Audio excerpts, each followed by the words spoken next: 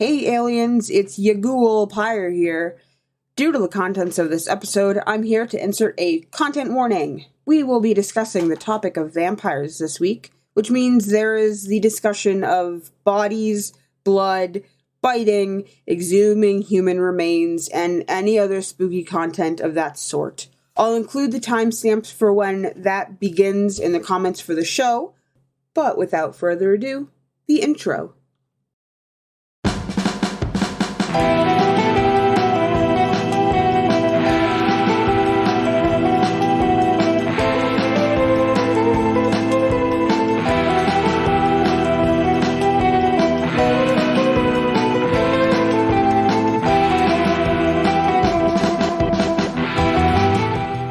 Hello, aliens, and welcome back to Area 51 and a half, where we talk about all things science fiction, fantasy, horror, and pop culture. I am your host, Spooky Uncle John, and with me are my Millennial Falcons, Snyderman 501 Nick Snyder, and our Techno Mage, Ren, aka Pyrelily.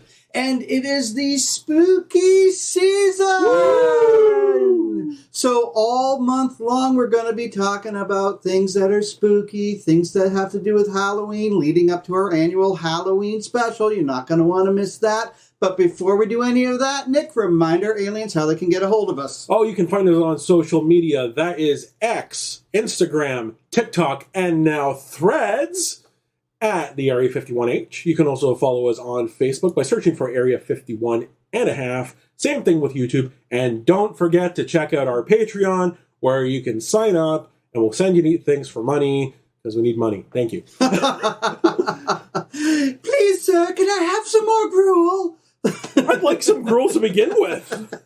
Oh my gosh. So, before we get started, I have to say that we not together, separately, but we went to the Hexes and Jinxes market that they have. It is this huge outdoor market full of all kinds of witchy stuff. It was massive this year. Yeah, and I finally found something that I've been looking for decades.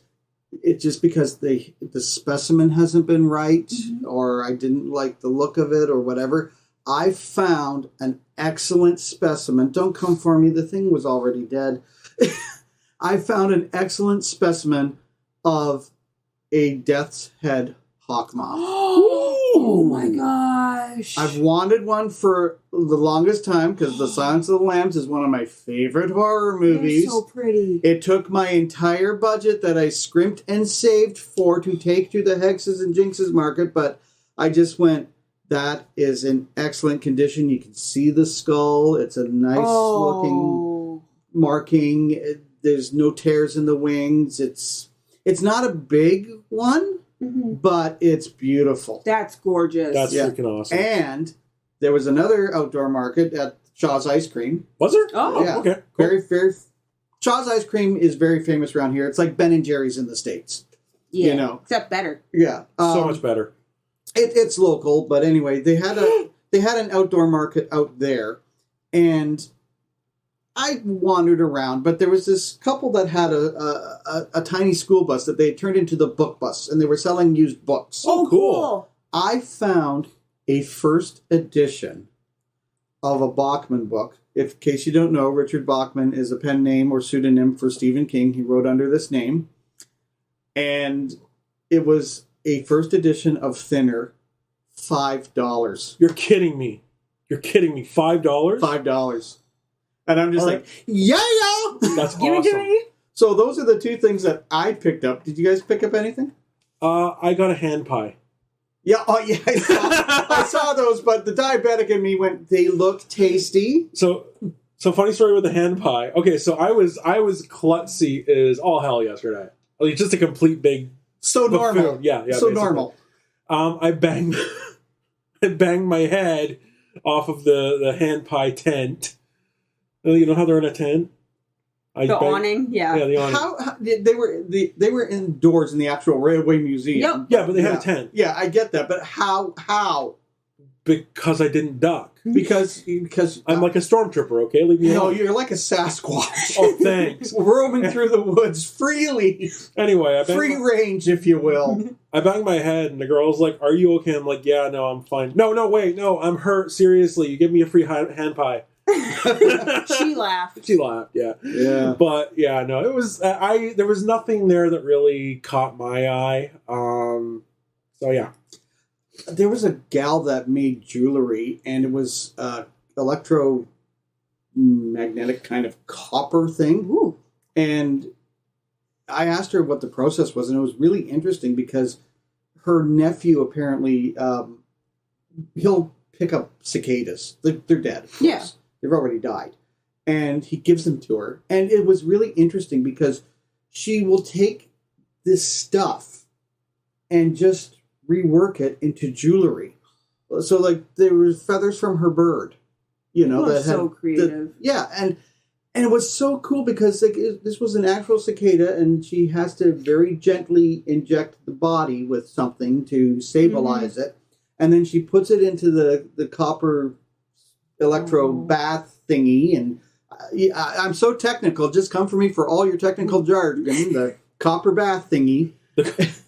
And it was this beautiful necklace, and I felt bad because, in a way, I didn't have the money after buying the Death Head's moth, but there was, when you see that handmade jewelry, and don't come for me, I'm not into, like, the whole thing, but as a male, I'm not going to wear any of that.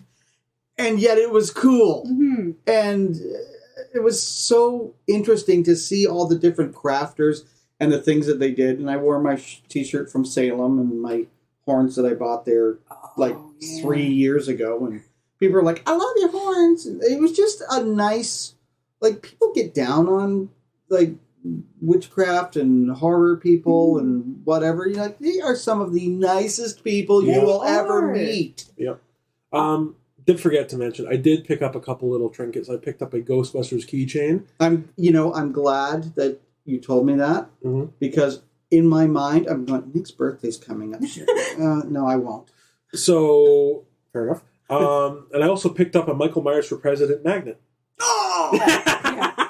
Oh! I didn't even see that. It didn't matter. I blew my budget on the Death Head's moth, but... I picked up a small little, like, glass thing with an air plant in it with, like, a really pretty wire wrapped around it. Right. So I now have a plant that hopefully I won't kill hanging in my room, and it looks very pretty and gorgeous, and it's not the recording room. It's not in the booth, the other room. Yeah. But I just fell in love with all sorts of, like, there's so much moth stuff and cryptids and there's that meme that goes around that says, if I ever won the lottery, I wouldn't tell anybody, but there would be signs. I would have, bought so much stuff. Yep. So much stuff. But anyway, we're not here to talk about that. That's just some fun things that we did. Before we get into our main topic, which is all about the bloodsuckers, the vampires, the fangers, whatever you want to call them, it's time for Nick's Pop Culture Roundup. So, gonna start the Pop Culture Roundup with a bit of a somber note. Dumbledore himself, Michael Gambon, has passed at 81. That's sad. The Harry Potter movies have been a fixture in my life for a long time. And, I've seen Michael Gambon in other projects. Actually, one of my favorite things was seeing him as the star in the star in the reasonably priced car on Top Gear. Yeah. So that was kind of fun. And he was in Sleepy Hollow. He was in Sleepy Hollow, along with every other old English actor at the time. Well, yeah, because, Tim Burton just loves the Hammer horror films and, likes to have that kind of feel about it. It is very sad because he was a really good Dumbledore. Not that Richard Harris wasn't, but Richard Harris had died and Michael Gambon took over. And so I think that people tend to think more of Michael Gambon as Dumbledore than they do Richard Harris. But, wands up, what a loss. We've lost a Knight of the Realm. In other pop culture news, we have finally got new voices for Rick and Morty. After the whole Justin Roiland controversy, he got canned from the show. And we have new voices, but Adult Swim is being coy about who the new voices are. They haven't announced who's playing them yet. We do know that it's two different actors playing Rick and Morty. But it's an interesting thing that they're doing by not announcing who it is. I've watched some people on TikTok who can do a bang-on impression of both characters, and I know at least one of them have auditioned. That one has said that he didn't get it, but maybe that's all part of a hush-hush contract, you know? You never know. You never know. And in kind of tasteless and tactless news, they're making a movie about the Ocean Gate tragedy. Boo. If ever the phrase too soon applies, I feel it's now. So for those who were living under a rock in the second quarter of the year, the Ocean Gate tragedy was essentially a group of billionaires went down in a poorly constructed submersible and imploded. Awful stuff. But what's the movie? What's the movie here? What's the? I don't know, because I mean they would have to create some sort of speculative. But that's the thing. Dialogue from the people on the craft. We know what happened. Their system started failing, and they continued to go downward until they couldn't go upward, and then they imploded. There's no story here. I get a little disgusted with these kind of opportunistic movies. I agree with you. They already did, like in Meg 2, they had a kind of plot line somewhat similar. And like that's honestly as close as I think they should have come. Yeah. Because like Meg 2 was already filmed and done probably by that time, but it was like they had the topic of the decompression and the going down, and like they shouldn't touch it. Yeah, I don't care how wealthy these people were. I don't care about the carelessness of it. I care about the fact that it was a loss of human life. Just respect the dead, leave it alone. Yeah, I mean, I've already mentioned my opinions on it, and even I think that this is not okay. No. It's greed. Oh yeah, and right now, I mean, talk about, like, as much as I hate to say it, talk about striking while the iron's hot. This thing was huge on the internet for a couple months after the incident. Yeah. And now they're making a movie of it. Whatever. It's opportunistic. It is. And finally, we got a clip from the new He-Man show. And it's great. I loved it. Basically, to recap, bit of a spoiler alert, I guess, but in Revelations, everybody found out that Prince Adam was He-Man, including his parents. So in this clip, it's He-Man versus Skeleglow, who's voiced by Tony Todd, and I love that. And King Randor, his father, comes and joins them in battle in this giant, like, green and yellow Iron Man suit. I'm just like, this is cool. The 4-year-old kid in me sitting there going, yeah! I loved it. Yeah, I go right back to the original He-Man cartoon. Yeah. I have the power! Revelations and Revolution is a direct continuation of that cartoon. That's fantastic. And it's really cool. Mark Hamill plays Skeletor, which is just wonderful. I love Mark Hamill as a voice actor has really, like, he almost has outshone being Luke Skywalker. Chef's kiss. You know, like, he really has almost done that. And he plays amazing villains. Joker, Skeletor, Fire Lord Ozai, like, just... I think because he's truly a character actor. Yeah. Oh, yeah, he is. And he is. I'm not going to get into they did him dirty in the sequels, but, you know, I like Mark Hamill. I think he's fun. I think the things that he puts out on his tweets and his pages are fun. Yeah. It just seems like somebody you could actually... and even his stint on Big Bang Theory. It's fun. When you think of fun, you think of Mark Hamill. Exactly. One other thing I meant to bring up on the last episode, I'm going to bring up now. So the conglomeration of UFC and WWE has been finalized. They are now the company TKO. And a couple weeks ago, we witnessed the final episode of Monday Night Raw that was fully controlled by the McMahon family. And they came out and they did their bow and everything, and everybody was all weepy and sad and blah, blah, blah, blah, blah. And then they went to the stock market the next day and made a ton of money. But yeah, it's now the company is now TKO. They trade under the name TKO, and it's all WWE and UFC. And unfortunately, with most mergers like this, a lot of people have lost their jobs. That sucks. With the wrestlers that have lost their jobs, they're going to land on their feet. They'll be fine. But yeah, it's really wild right now. It's been a wild couple of years for WWE. Yeah. And in all honesty, I hope when Mr. McMahon, when he passes away, somebody makes a movie about him, because this aspect, these past couple of years, are going to be a salacious movie. Yeah. So, yeah. That would be a great biopic, I think. I think it would be, too. I mean, the guy's, he's had a hell of a life. And it'd be interesting to see how they handle, like, his life is a movie.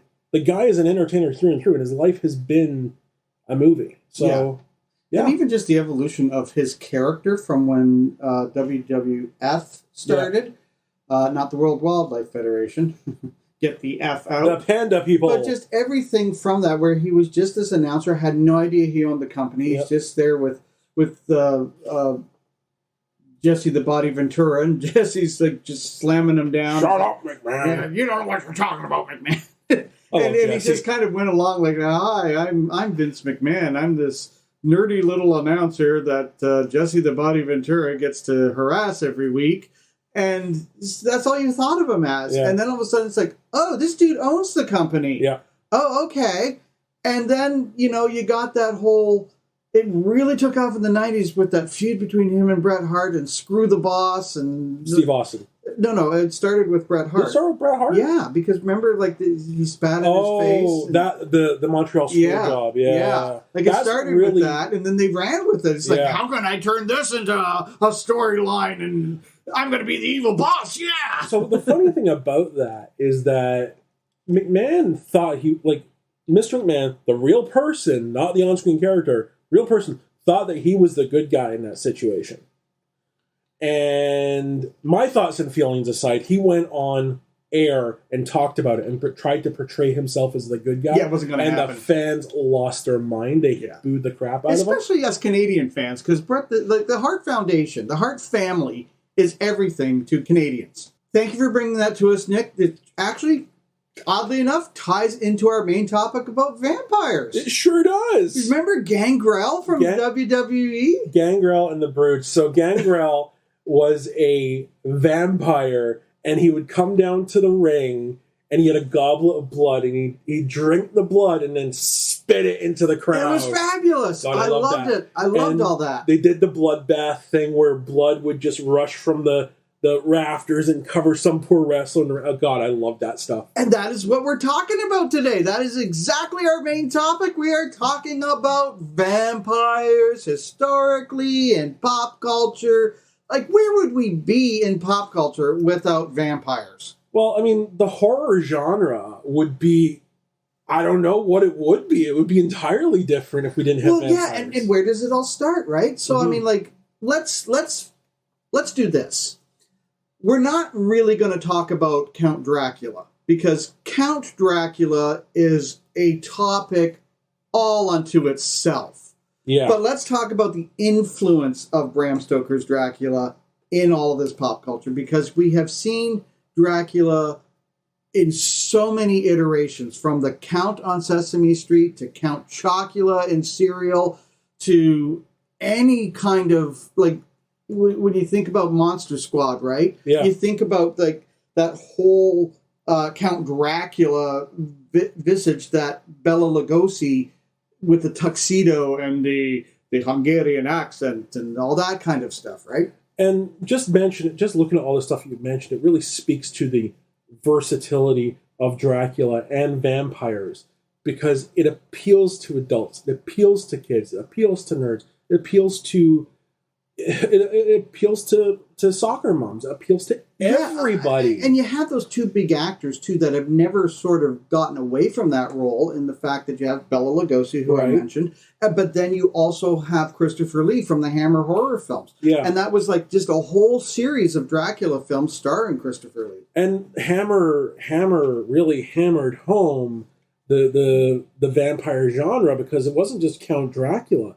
They had so many different versions of vampire movies as well. Yeah, and it's interesting how vampires kind of went through history and the pop culture, where it's like in the Victorian era they were really big, and then they kind of went back into the shadows, and then, you know, in the 30s it became really big with the Universal monsters and kind of went back in the shadows, and then Hammer comes out and it's big again and kind of goes back into the shadows, and then you get the blaxploitation with Blackula. Oh my God, Blackula. And in the 70s, out comes vampires again, and then Elvira and Vampira, and we'll talk about all of it. Yeah.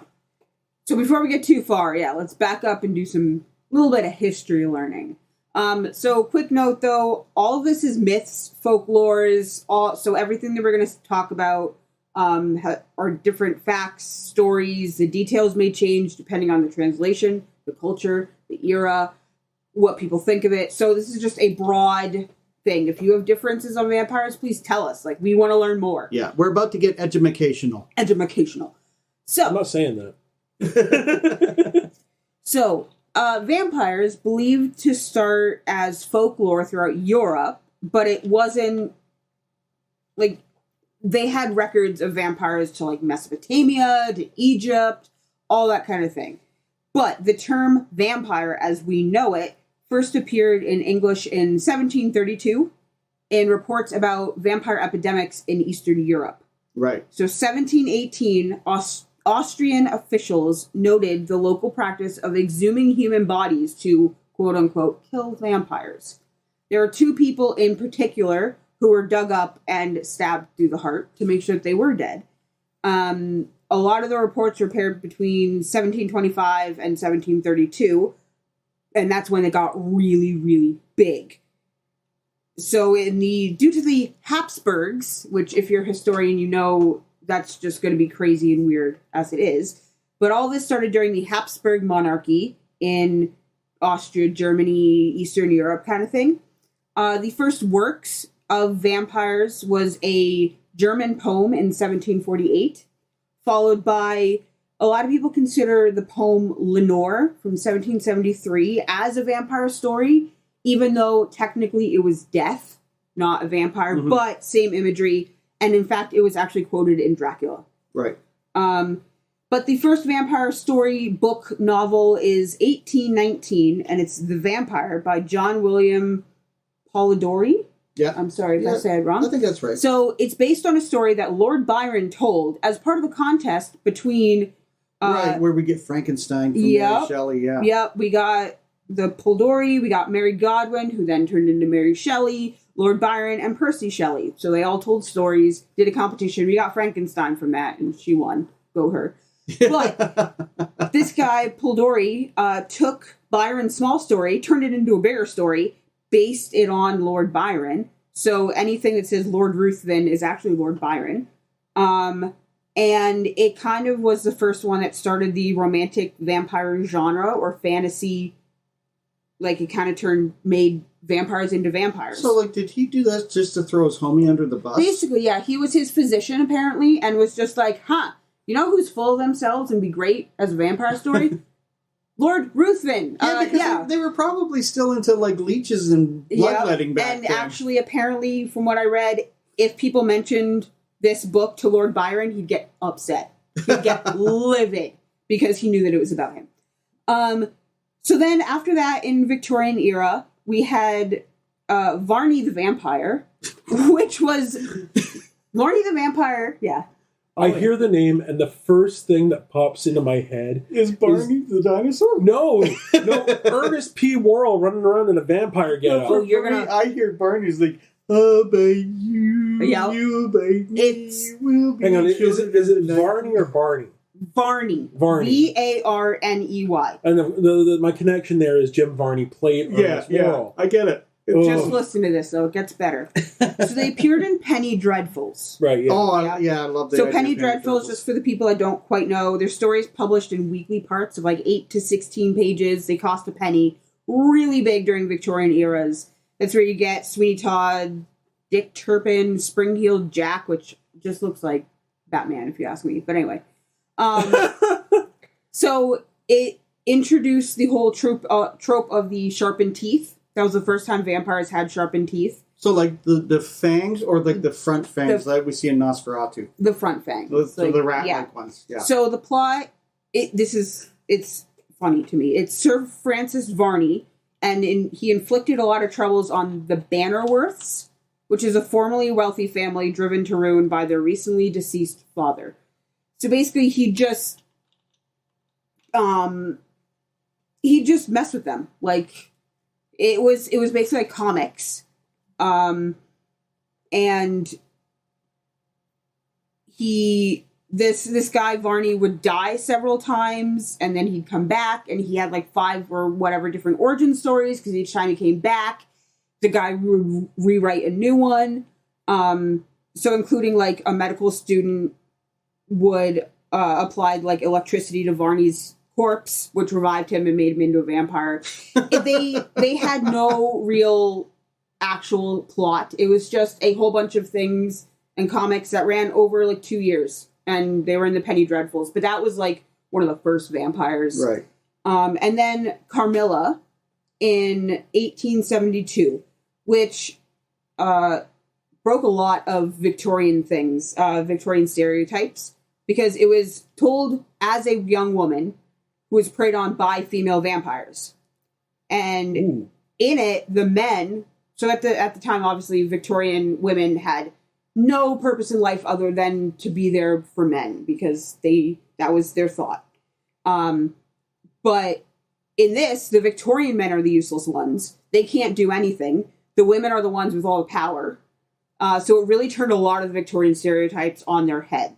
Right. Carmilla was involved emotionally with her victims, which is very different from the last few vampires.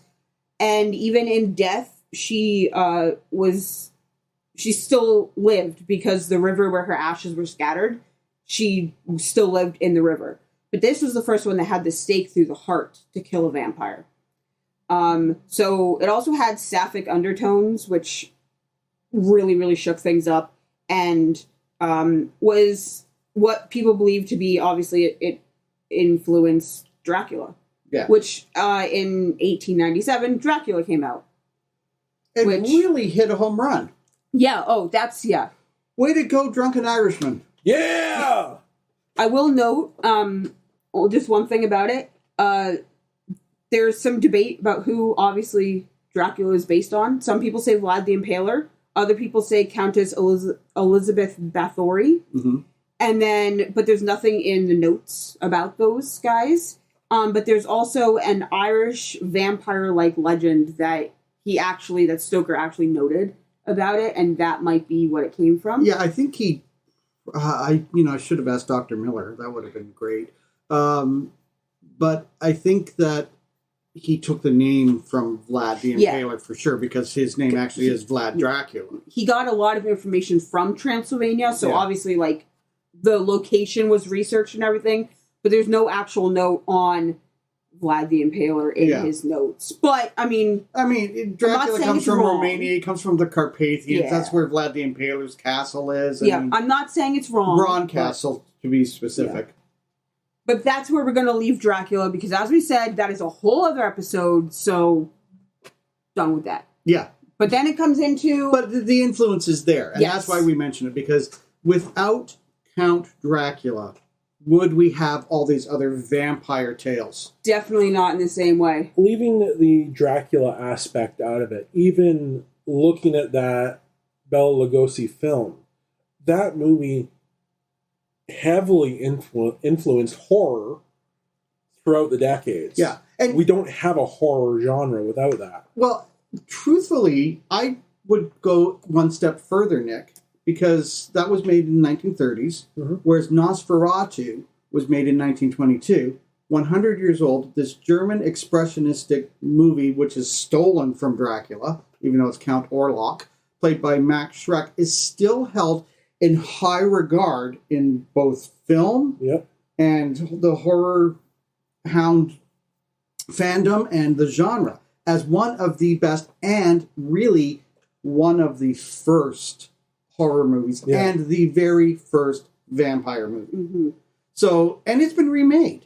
You know, a couple times, yeah, and it's like one of the remakes is fantastic. It is so beautiful to see that. I think it's Klaus Kinski. Yeah, the Klaus Kinski one. That is a beautiful. Herzog. It's so beautiful to look at the style of film in there. So I mean, you have this influence with Count Orlok and the rat teeth and all that kind of stuff, but the German expressionistic style really makes that movie very creepy.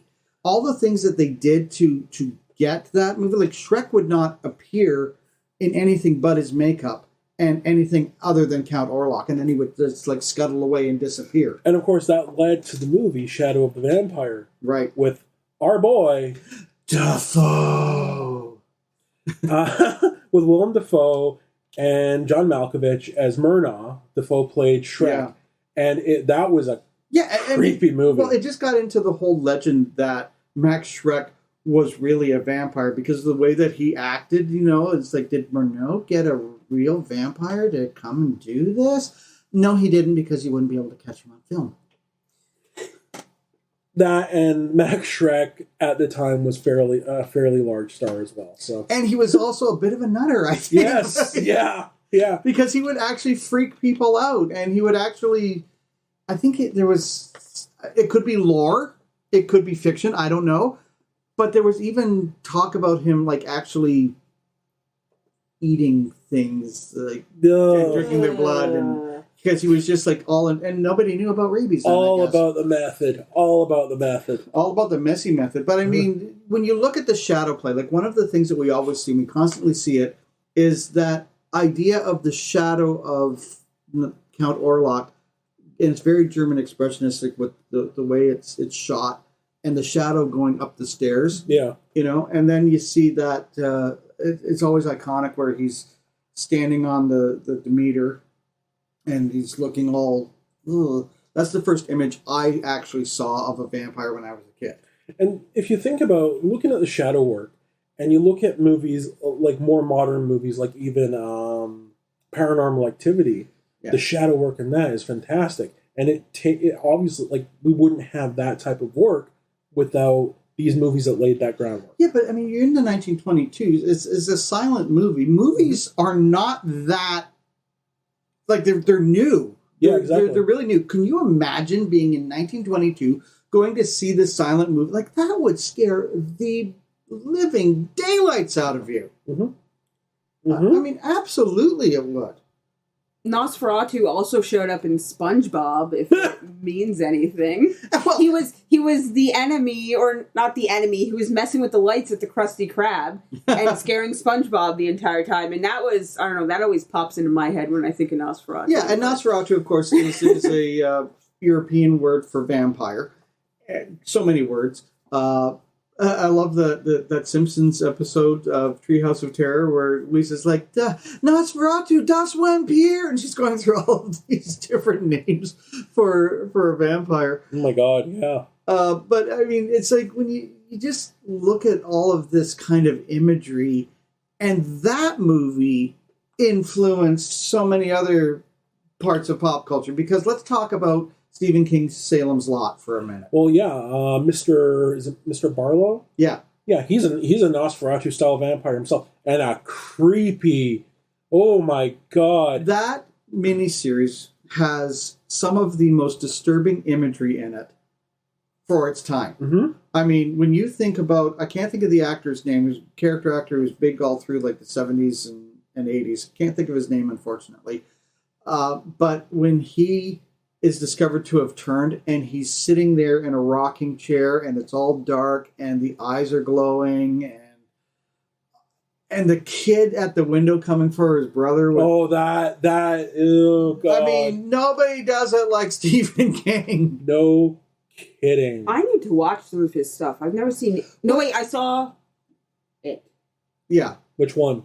The newest ones. But I need to watch more of this because that sounds creepy as anything. Sort of on a tangent. Let's just go on a little bit of a tangent here. Like when we talk about Stephen King and talk about vampires and all that kind of stuff, you have to understand, as I've really come to understand, based on could actually be nothing like the book. Yeah. Nothing like it. So True. But anyway, what a creepy, creepy image. It is. And that is kind of the thing, is that those movies do take their cues, obviously, especially with Barlow's design from what came before. Yeah. Some of the other movies that some creators have really kind of veered away from that. If you look at the way Guillermo del Toro does a vampire, it's completely different to what we normally see. The whole jaw splitting open, the giant tongue coming out. He used that in Blade 2, and he used it in The Strain. Yeah. And it's a really unique form of vampirism. Yeah, but there's all kinds of different vampires, too. Like, we always joke that somebody is like a time vampire because they waste our time, right? But there are actual vampires that, in lore, that don't feed off of blood, but rather they feed off of energy. So in What We Do in the Shadows, there is a character that does that. That one's played by Mark Pash, and that's his whole thing. Is he just stands there and drains you while he talks to you. So the Dresden File books actually have 4 different courts of vampires, and it's kind of the 4 stereotypical ones. They have the red court, which is non-human creatures who are capable to disguise themselves as humans. So they're actually like bat creatures. The black court, which is like the classic variety of the undead drinking from other people. The white court takes emotions and life force. And then the jade court, which is not much is known about them, but it's said that they are able to kill from a distance. So like a hotel across the street is the example given. Yeah, that seems like the fantasy of an author at some point. But it has... They have, like, the comparison, and, like, What You Do in the Shadows has several different kinds of vampires, both the old, like, the Nosferatu to, like, the new ones. I loved the original by Taika Waititi, the original movie, What We Do in Shadows. Oh, my God. I mean, it's so cerebrally funny, and because they have that Nosferatu vampire, and he's in the basement, and they're doing the whole thing, and they wake him up. All it does is hiss. Yeah. Oh, I love the movie so much. It's so great. But I mean, like, look at all these influences, right? And then it's like we can't do a deep dive into any of these things. So why don't we just go through certain interesting movies or television shows? So, speaking earlier, vampirism is heavily pliable, even as its own genre. I mean, Dracula is essentially its own subgenre in horror. Right. There's so many Dracula movies out there that basically constitutes its own genre. And there are so many Draculas. I know. I'm going to talk just briefly about one of my favorite ones. Grandpa Munster. Yeah. Grandpa Munster is Sam Dracula. Yeah. They are the Draculas. Lily is Lily Dracula before she marries Herman, becomes Herman Munster. And it's just like, how can you be frightened by Grandpa Munster? I mean, I like Hotel Transylvania. Blah, blah, blah. I don't go blah, blah, blah. So, and my favorite Dracula is Gary Oldman. Yeah. I love his Dracula. It's so passionate, and there's so much vitriol in it. Oh, he's so good.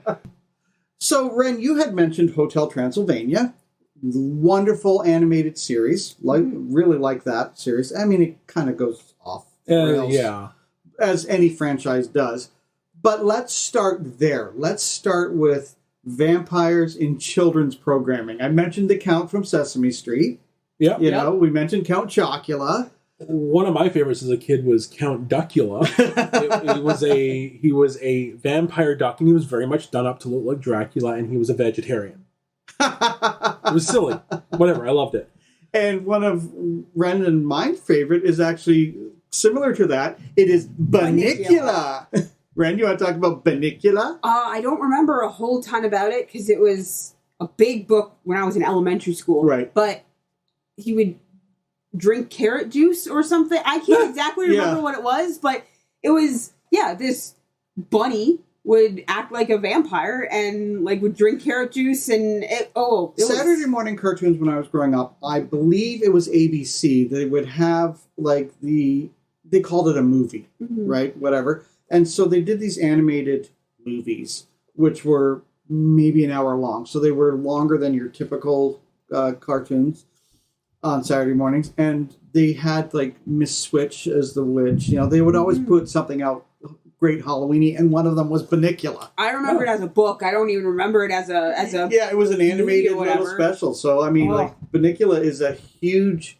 story to certain generations. That was right? never available in my school library because it was always just gone. Everybody had it. Everybody out. had to. Yeah, everybody had it out. Yeah, but I mean, like we see these things. I mean, there's Monster Squad. There was the Flintstones met. You know, Frankenstone and Count Dracula. How many Scooby-Doo movies are there where he's against Dracula? There's even Batman versus Dracula. Yeah, the first one. But I mean, like, again, we kind of have to... It's hard to talk about it because so much of it is influenced by Dracula, even though we said we weren't going to talk about Dracula. But here's one that brings up a lot of controversy. How about Twilight? I... For one, read all the books, own all the books, and I saw the first movie in theater, and I still want to watch it and make fun of it because that's what you do with I Twilight. was dragged to see all of the Twilight series by a female friend of mine at the time. Everybody kept saying, no, read the book. The book is better. And so someone lent me the book, and I start reading, and I'm like, no, it's not. And I threw it away. And the thing of it is, it was so funny because there was this moment. I forget what the vampire hierarchy was called. Yeah. You know, Michael Sheen is the lead vampire or whatever. I forget Michael Sheen. I forget what they were called. But there was one of the movies where at the end... I was like invested because like they were talking about them, and it was like 5 minutes of the film. And my friend's daughter was just like that's what you're that. Oh yeah. And my friend says, "Honey, you have to understand that 5 minutes is the whole movie for John. Because I don't care about Bella, I don't care about Eric or whatever the heck his name is. Edward. Like." I sat there and I played this joke all the time on people. I said, I can sum up Twilight in one sentence. And all the women typed back, no, you can't. I said, oh, yes, I can. Here it is. Here's the whole plot of Twilight, all of them. Bella is in love with Edward the vampire, and Jacob the werewolf is pissed off about it. So I did read the first book, and my only takeaway from that book, I read the whole thing. Because some friend of mine, who I won't mention, told me that this was the godfather of vampire films. So I'm like, okay, I'm going to read the book first. And the only takeaway I have with the book was someone was trying to pad out a page quota. Because there's literally pages where it's like January, turn to page February, turn to page March. I'm like, oh my God. I thought Twilight was actually... fan fiction of something else, and they turned it around? No. Opposite way. No, I'm sorry. It was 50 Shades of Grey was Twilight fan fiction, and it got turned around into something. Don't worry, I made that mistake. Stephanie Meyers. Why? I don't know. Like, I get it. I don't consider it a vampire book. I don't consider it a good book. But thank you. It got a lot of people into one, reading, into two, looking up more vampire stuff. And I don't know, it's super fun to make fun of now, and it's memes, and it's people make music videos out of the baseball scene, and it's just. I mentioned Al Lewis as Grandpa Munster. Mm-hmm. One of my favorite memes is there's a picture of Al Lewis dressed as Grandpa Munster. It's probably a promotional shot. He's got this look on his face like someone just dropped the nastiest air biscuit ever. And it says, they sparkle now or something like that. We could probably do an entire show on Twilight memes, but anyway. That also brings up the Daywalker type of vampires, which is a whole other... And Daybreakers is a really good vampire movie, because what I love about Daybreakers is Sam Neill plays this corporate bastard vampire, and it is so delicious watching that. And they're like, it's kind of action adventure. It's not true horror. No, well, it isn't. It isn't, and it also stars Dafoe, and you got Sam Neill and Dafoe in a movie together, kind of anchored by Ethan Hawke. It's a great movie because you see all of those different types of vampires. Because the thing is, they're trying to get as much because they're running out of blood. There's so many vampires in the world now, and they're running out of blood. And this whole cyclical thing of corporate bastardism and charging people for all this kind of stuff. But what happens is that if they don't have their blood, they start reverting into those bat-like ones. There's this really creepy scene where Ethan Hawke goes home, and his home is broken into by one of these bat-like vampires looking for blood. And it's really an amazing movie that didn't get a lot of attention, I don't think, but it's one to watch. It is good. It is good. And, you can't mention Daywalkers without, of course, Blood Rain, the great little video game series and the crappy movie I enjoyed that series. And, of course, Blade. Yes. See, I like Moonlight. That's my Daywalker series. It was a little like crime-solving series. It lasted for like one season. It's about this one guy who got turned into a vampire. He was a singer in like the 50s, I think. And anyway, he was a daywalker trying to solve crimes with the police and stuff like that. And it was I don't know, I really enjoyed it. Forever Night, Canadian series. Oh. Yeah. Okay. But the coolest thing about Moonlight was they put a twist on the history of things. So the French Revolution, according to Moonlight, was held because all the French royalty and aristocrats were vampires. So that's why they had to behead them. Was to kill the vampires, you had to behead them. So they set up a guillotine and just started churning people through.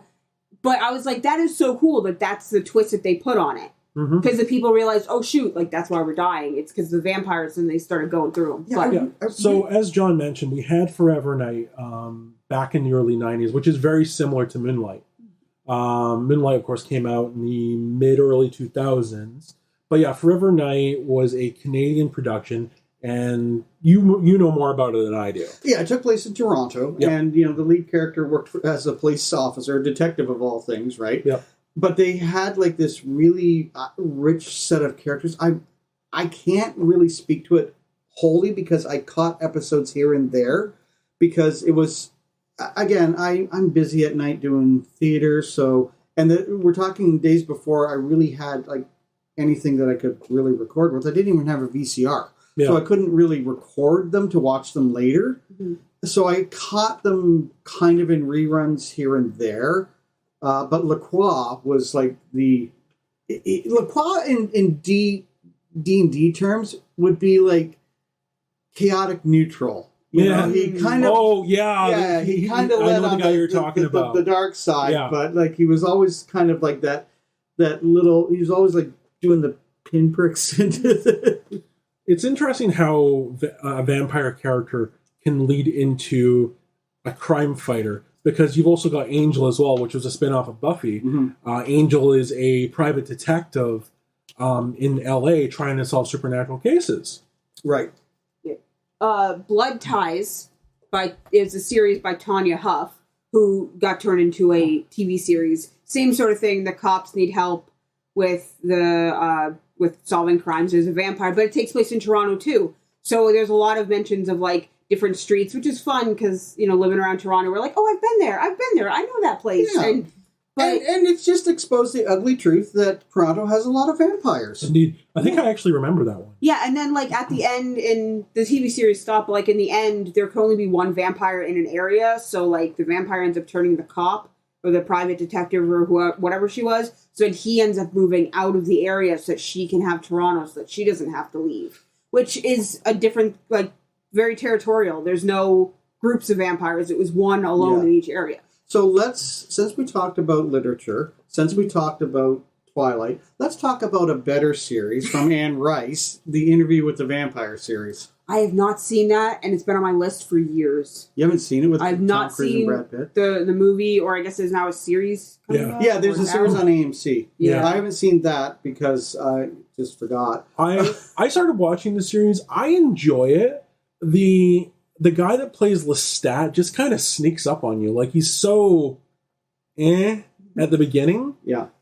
But he turns into just this sexy, charismatic douchebag. Yeah, that's Lestat. Yeah, and it's so... But that's the thing. Like you talk about, Twilight, I guess, is kind of like the child of the Anne Rice series.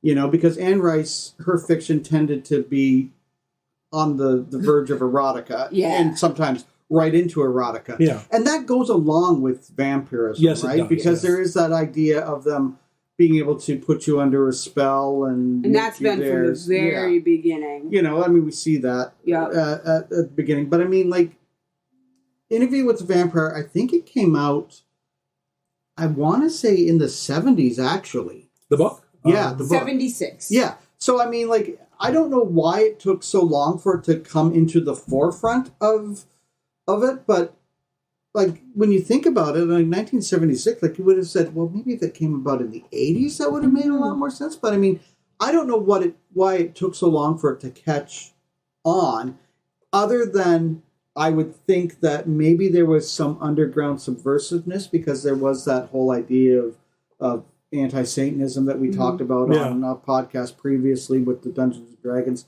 So I wonder if it was a little bit underground, but then as it came on, people said, you got to read this, you got to read that. It's also odd because, like, the movie, when was the movie made? In the 90s. 90s. There's been nothing about it. Like, the only thing I've heard about Interview with the Vampire, the movie, is that it's so great, they haven't done anything with it until they made that TV series. So it's like...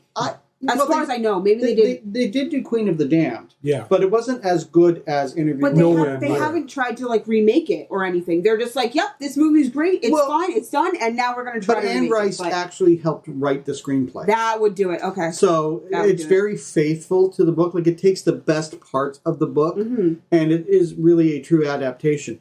You also have Tom Cruise and Brad Pitt and... Kirsten Dunst. Yeah. Antonio Banderas. Like, just powerhouse actors. Yeah, I know. Why would they change it? Like, just... But what kind of confused me is that we got Interview with the Vampire, and then Queen of the Damned came out, which is not as great a movie, but they didn't do any of the other movies. There's no Vampire Lestat. There's no The Body Thief. There's no... Like, you have this whole rich franchise you could have done. Interview with the Vampire was a very successful movie. It was a box office hit. We wanted more. We would have loved to have seen Tom Cruise in The Vampire Lestat. Didn't happen. Instead, we got Stuart Townsend. Yay. One of the cool things about that movie, Queen of the Damned, though, is Lestat's singing voice is actually the lead singer of Korn. Oh, interesting. Yeah. Interesting. I don't know, but I don't think you would have had Twilight without Interview with the Vampire. No, absolutely not. No. You know, and the late Anne Rice, unfortunately, will never get any more stories from her. No. But fantastic. Aliens, we have a whole screen full of vampire movies. One I want to talk about, vampire movies, but also horror comedy. It's not ha-ha funny. It's more like ironic funny. And this has the longest title ever, and we have to bring it up. It is... Nick, why don't you read it off for us? The Fearless Vampire Killers, or pardon me, but your teeth are in my neck. I love saying that title. Now, this movie has a little bit of controversy in it. It's going to. Well, the reason it's got controversy in it is because it ties into the whole Manson family thing and everything that happened with Roman Polanski thereafter. But this is the movie that Roman Polanski met Sharon Tate on. Yeah. And it is a wonderfully rich movie to watch. It is. I remember when you sat me down to watch this. I was just rolling my eyes because of the title. And then I watched, I'm like, this is a gorgeous film, and it's beautifully crafted. And the funny thing is, it's not that humorous. No. There is humor in it. It is funny, but it's more situational. Yeah. They play it very straight. You can't help but laugh at the ridiculousness of it all with the Van Helsing-like character that Roman Polanski's character is paired with. He's a novice vampire hunter to the older vampire hunter, and just the foibles of them hunting down this threat in this very small Eastern European village in the wintertime. It has some of the most gorgeous sets, the most gorgeous cinematography you would ever see. And one of the most gorgeous women that ever graced the screen. Yeah. Going along the lines of horror comedies, you've got stuff like Fright Night, which is, I don't know, that's one of my favorites. We actually got Amanda Barris was in that, and we actually got to talk to her. But it's a fun movie where a boy finds out that his next door neighbor is a vampire. And the character of Evil Ed, that just really makes that movie. I think it's almost like Evil Ed is the cherry on top of that sundae.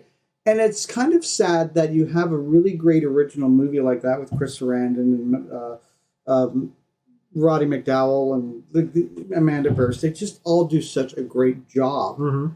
And then you get that remake. Oh, give me a break. The remake was good. I like the remake. The remake is not good. It is good. It is not good. It's good in the fact that it's got good actors in it. Yeah.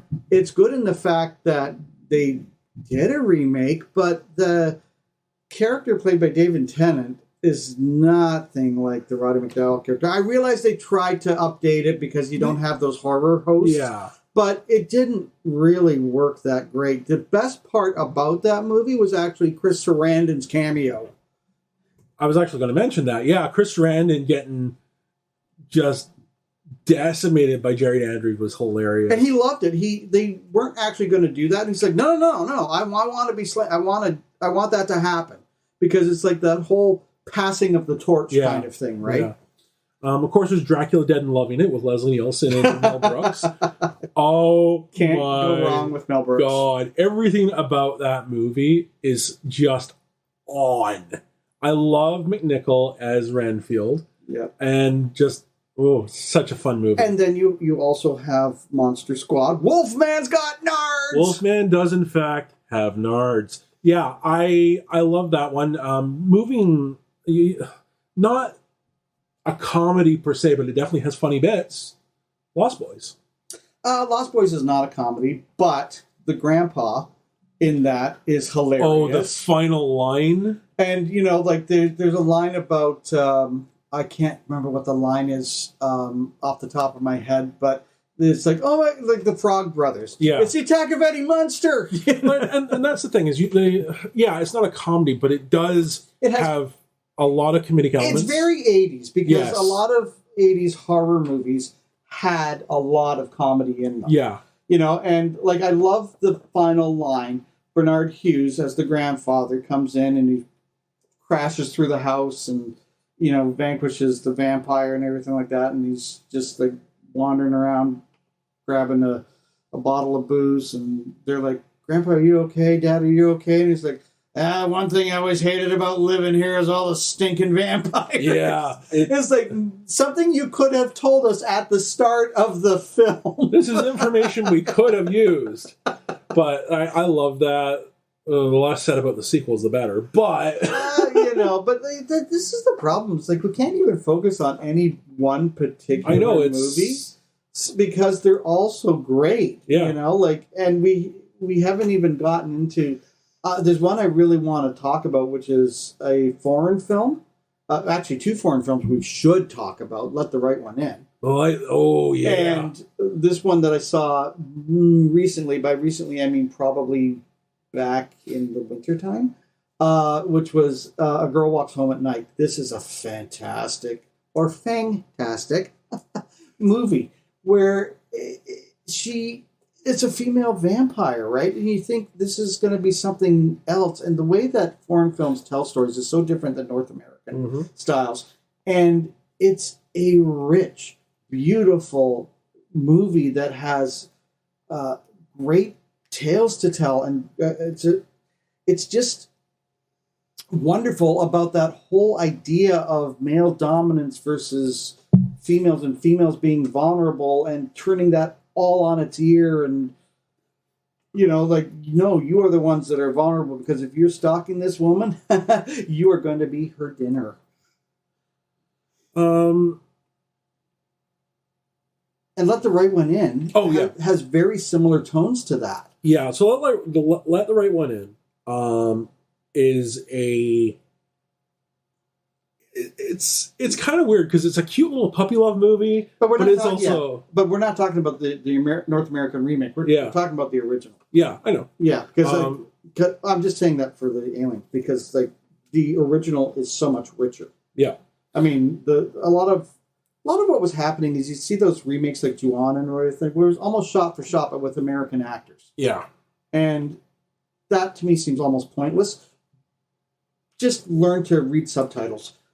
But that whole idea of that puppy love that you were talking about, right? Where she is actually much older. Yes. In many, many ways. And she protects this child because her protector kind of dies, right? Yeah. And not kind of, he does. He's old.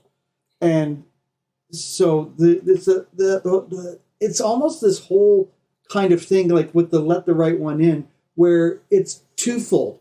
She has to let the right person into her life to be her protector. But at the same time, it's this whole grooming thing of this older person and this younger child.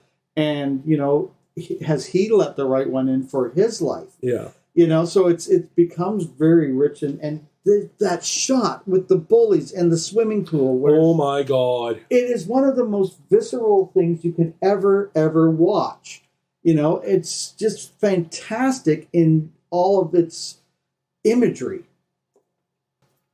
So it's really interesting when you see that, because there's a movie from Finland from the 1950s. It's a classic horror movie. It's called The White Reindeer. Now, you would think, just from the title, that it's just about a reindeer, But it's not. It's a vampire movie about this Sami woman who gets turned into a vampire. And just all of the cultural things that go on there. I don't understand them because I'm not Finnish, and it was from the 1950s. But I have seen the movie, and it is a beautifully shot movie. And even though it didn't have subtitles, I could follow what was going on. And it's so hard to get something like that took place back then. The 1950s movie from Finland. I mean, you have to have the right DVD player in order to play it, because it's a different area, and it's like, oh my gosh, but I would love to have that in my collection. Definitely something that I have to mention. But vampirism is something that seems to permeate the culture in the entire world, right? And so even here in North America, it's really kind of great to see that we get different perspectives from it. I mentioned Blackula, part of the blaxploitation movement. What a great movie that is. It's the whole idea that this African prince is meeting Count Dracula, and Count Dracula does him dirty, seals him up in a wall, until these two interior decorators are buying all of the things from Dracula's castle, and they discover the coffin, and they bring Blackula to America. It's kind of funny, but it's kind of horrifying, too, in many ways. And it did a sequel, Scream, Blackula, Scream. Mm-hmm. So it was really great to see that kind of stuff. And then you see, like, Eddie Murphy in The Vampire in Brooklyn. Yeah. And I know it's supposed to be a comedy, but Eddie Murphy does a really good turn as a vampire in that. In the fact that it is a horror comedy, but it's more heavily on the horror, I think, than it is on the comedy. Yeah. And Eddie Murphy always has something to say. And you had mentioned Blade. Yeah. With Wesley Snipes. I love that. I love this series of movies. Blade 2 is Blade 2, in a lot of ways, is very terrifying, especially with, as I mentioned before, Guillermo del Toro's Vampires. It's such a wild movie because Wesley Snipes is fantastic. And it's really a precursor to the modern Marvel movies that we had, right? Because it was like was there 3 or 4? 3. Yeah, 3. 3 in the TV show. Right, that's where I got confused. But I mean, you have this like rich whole world that was created by Blade. Yeah. And they brought in Udo Kerr, who played, every Dracula. vampire. Yeah, every vampire ever. And just the characters from the comic books, like Pearl. What a gross character that is, right? So Pearl played the bully in Problem Child 2. I just find that funny. Yeah, but I mean, it's a really rich series. 3, I think, Ryan Reynolds was in it, thank God. And Triple H, Hunter Hearst Helmsley, as a vampire. Yeah, he was sure there. Yeah. But it's the Pomeranian. It's the Guillermo del Toro Pomeranian that you go, okay. Yeah, that was right. neat. A doggy vampire, a canacula. I don't know. Like, what would you call that thing? Like Posferatu. Posferatu. Okay, we'll go with that. And of course, another movie that has Dracula in it because you can't escape that. But yeah, no, I love the Blade films. I love Wesley Snipes in that role, and it's hard for me to imagine anyone else playing that role. But I'm sure it's going to be good. Now, before anybody comes for me, I'm not talking about Dark Shadows. And I don't mean the Tim Burton, Johnny Depp attempt. That's the best thing I can say about that. I'm talking about the original soap opera TV series. It had a huge influence on, Barnabas the vampire really shot Dark Shadows into like the pop culture iconography of the day, because he was only supposed to be like a storyline, just a brief storyline, one and done, gone. No, he became so popular that they're like, well, Dark Shadows is now about Barnabas. Let's move on. And so, the reason I'm not bringing that up too much is because that's an episode all of itself. Any one of these things could have been an episode unto itself. And that makes this episode difficult because there's so many things I want to say about so many different movies and TV shows. Well, and we didn't even talk about like Vincent Price in the Monster Club, where he goes through this whole explanation of what a ghoul is and what a dampier is and what all these other things are, where he's playing a vampire against John Carradine, and John Carradine's this human being amongst all these monsters, and at the end of it, you find out in this anthology of stories that are told between the two of them that human beings are actually the worst kind of monsters of all. And we haven't talked about True Blood or Buffy, but again, those are shows unto themselves. Yeah. Well, we do have to mention Buffy. Well, yeah. Buffy the Vampire Slayer, both the movie with Christy Swanson and the TV series, of course. Of course. Movie with Christy Swanson. I think we will do that as an episode. Yeah, that will be its own episode, yeah. We haven't even talked about I Am Legend and how they've turned vampirism into a blood disease. Yeah, and that always confuses me because it always seemed to me, whenever I've watched any iteration of I Am Legend, whether it be the Vincent Price, The Last Man on Earth, whether it be the Omega Man with Charlton Heston, or whether it be I Am Legend with Will Smith, they never struck me as being vampires. Apparently they are. I don't know. But there's also Abraham Lincoln Vampire Hunter. I love Abraham Lincoln Vampire Hunter. I saw that with your brother Robbie. Oh my God. That was awesome. There's Cirque du Freak, which is both, I guess, a book series and it turned into a movie. In video games, we got the whole Castlevania series, Vampire Hunter D, Vampire the Masquerade. I saw Vampire Hunter D once, like the movie. Mm-hmm. It is like a holy grail I'm trying to find. I know people say that you can order it off the internet. It's very expensive. I can't order it off the internet. As I've explained to my friend Markeda numerous times, in the States, it's only $10. In the States, it's only $10. You get free shipping for whatever. Here, there's the exchange rate, there's the shipping cost, which is, so your $10 item is now a $50 item. Not to mention anime just costs a lot of money in general. Because I think Vampire Hunter D, if I can even find it, is selling for like $86. Mm-hmm. Yeah. But Vampire the Masquerade is a whole, I guess, video games and role-playing game and LARP series. Like, they used to LARP that at my college up in London.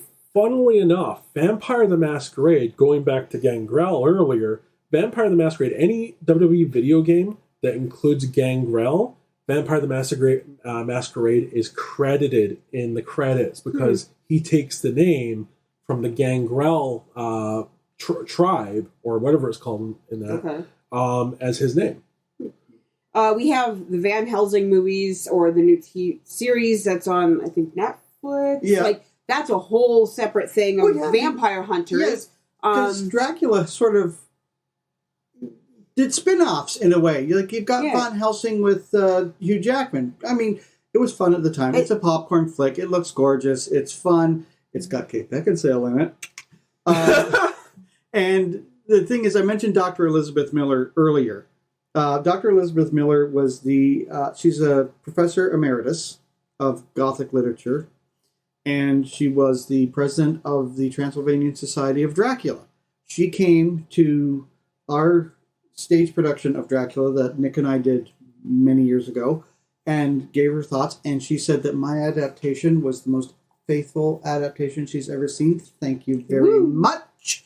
But you can see her on the extras on the Van Helsing DVD talking about that. And then there was something else I was going to mention, but my train of thought got derailed. Carry on. We also have, like, very, very or I wouldn't say minor character, but in the League of Extraordinary Gentlemen. Yeah. We got Little Mina in there, who's I love. And then we have, True Blood, Vampire Diaries. We haven't talked about that. Which Vampire Diaries also has the originals, and that's a whole different episode. And it's still going. I mean, we recently had Renfield with Nicolas Cage and Nicholas Hoult. Fun little watch, popcorn movie again, fun little watch, but the whole idea of Renfield being in this toxic relationship with Dracula, played deliciously by Nicolas Cage, I might add, and paying homage to Bela Lugosi. And I can't stress this enough, The Last Voyage of the Demeter, please see it. Fantastic movie. Fantastic movie. And there's probably so many more that we don't even know about or can think about. So, I mean, feel free to leave comments in any of our posts about what your favorite vampire is. Yeah, we'd love to know that, because, like, we didn't, like, I say this a lot, like, we've only just scratched the surface. We didn't even scratch the surface. No. This was, like... There's so much out there you could really sink your teeth into. Oh, stake through my heart on that one. I do the dad jokes around here.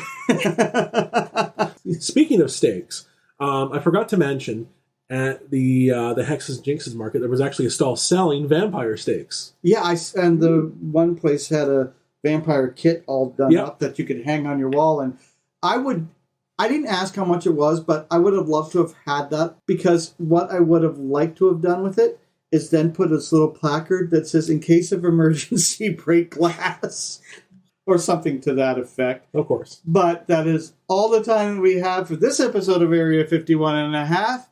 Nick, remind our aliens how they can get a hold of us. You can find us on Instagram, and that, of course, now means Threads as well. X, Twitter, and TikTok at the Area 51H. You can find us on Facebook by searching for Area 51 and a half. Same thing with YouTube. And please check out our Patreon. And Ren, you were going to mention the contest we're going to do. The Halloween giveaway. Woohoo! Woo! We're going to do a giveaway. We're going to give you free stuff. So you have 3 chances to enter. You can comment on any of our posts on social media. Includes the Instagram, the Threads, Facebook, X, or on Podbean. But you have to answer the question of, other than free candy, what is your favorite part about the Halloween season? Everyone who enters gets to have an entry for a giveaway of, like, a little box of goodies, Halloween homemade goodies, that we will send out to the winners. Yay! Yay! you get a trick and a treat. Yeah! Yeah! Yeah. Thank you for joining us on this episode of Area 51 and a half. We'll see you in 2 weeks when we're going to be talking about horror literature, and stay tuned for a special Friday the 13th episode. Might not be what you think. Anyway, this is Spooky Uncle John and Snyderman 501, Nick Snyder. And Pyrelily. signing off from Area 51 and a half.